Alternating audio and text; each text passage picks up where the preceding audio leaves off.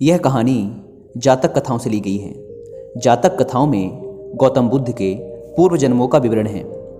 एक बार गौतम बुद्ध कौशल राज्य में भ्रमण कर रहे थे। एक गरीब की कुटिया पर पहुंचने पर उस घर के मालिक ने उन्हें भोजन का निमंत्रण दिया। भोजन करने के पश्चात गौतम बुद्ध कुटिया के पास वाले बगीचे में टहलने लगे। अचानक उनकी नज़र एक ऐसे स्थान पर पड़ी जहां ना तो कोई पेड़ था और ना ही किसी तरह की घास ही उगी थी। पूछने पर माली ने बताया कि जब पेड़ लगाए जा रहे थे तब एक मूर्ख बालक ने पेड़ों को उखाड़ उखाड़ कर उनकी जड़ें नाप नाप कर पानी दिया था, जिससे सब पेड़ खत्म हो गए थे।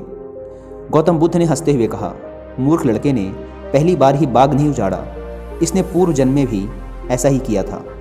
उन माली और घर के मालिक के पूछने पर गौतम बुद्ध ने उस लड़के के पूर्व जन्म की कथा सुनाई कि काशी के राजा बृहदत्त के राज्य में एक बार नगर में बड़ा उत्सव हो रहा था। राजा के माली की भी इच्छा हुई कि वह भी नगर में जाकर उत्सव देखे, लेकिन उस पर पेड़ों को पानी देने का उत्तरदायित्व था। माली दुर्लभ और सुंदर पेड़ों तथा लताओं से भरे बगीचे की रोज देखभाल किया करता था। उसके ना रहने पर बगीचे और पेड़ पौधों की देखभाल कौन करेगा, इसका विचार करने पर उसे अपने बंदर मित्र का ध्यान हो आया। वह बंदर बगीचे में रहने वाले बंदरों का सरदार था। किसी तरह एक बार माली की बंदरों के सरदार से दोस्ती हो गई थी। उसने बंदरों के सरदार के सामने अपनी समस्या रखी और उससे कहा, मित्र, क्या तुम एक दिन के लिए अपने साथियों के साथ मिलकर इस बगीचे को सींच दोगे? मुझे एक जरूरी काम से बाहर जाना है। बंदरों के सरदार ने प्रसन्नतापूर्वक यह काम करने का आश्वासन दे दिया। जब माली चला गया तो सरदार ने सब बंदरों को बुलाया और समझाया, देखो दोस्तों, आज हमें एक परोपकार का काम करना है। बड़ी सावधानी और अक्लमंदी से सभी पेड़ पौधों को पानी देना है। कोई पेड़ प्यासा ना रहे। जिस पेड़ को जितनी ज़रूरत हो उतना ही पानी दिया जाए, लेकिन पानी बर्बाद ना किया जाए, वरना पानी की परेशानी खड़ी हो जाएगी। बंदरों की समझ में नहीं आया कि पेड़ पौधों की प्यास कैसे नापी जाए। उन्होंने अपने सरदार से पूछा। तब उस बुद्धिमान बंदर ने उत्तर दिया, पेड़ जड़ों से पानी पीते हैं। किसी पेड़ की जड़ें छोटी होती हैं तो किसी की बड़ी।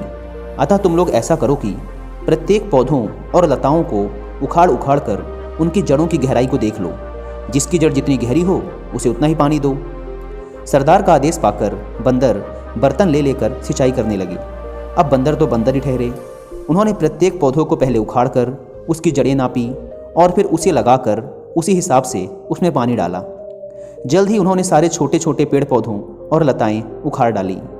इस मेहनत के काम में बंदर भी बिल्कुल थक चुके थे, पर उन्हें इस बात का संतोष था कि आज उन्होंने एक बहुत अच्छा काम किया था।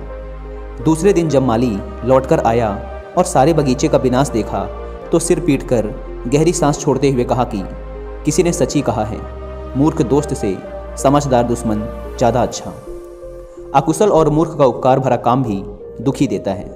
कथा को खत्म करने के बाद गौतम बुद्ध मुस्कुराते हुए बोले, अब तो आप लोग समझ ही गए होंगे कि एक मूर्ख दोस्त से एक समझदार दुश्मन ज़्यादा अच्छा, क्योंकि एक मूर्ख दोस्त का उपकार भरा काम भी हमें दुखी देता है।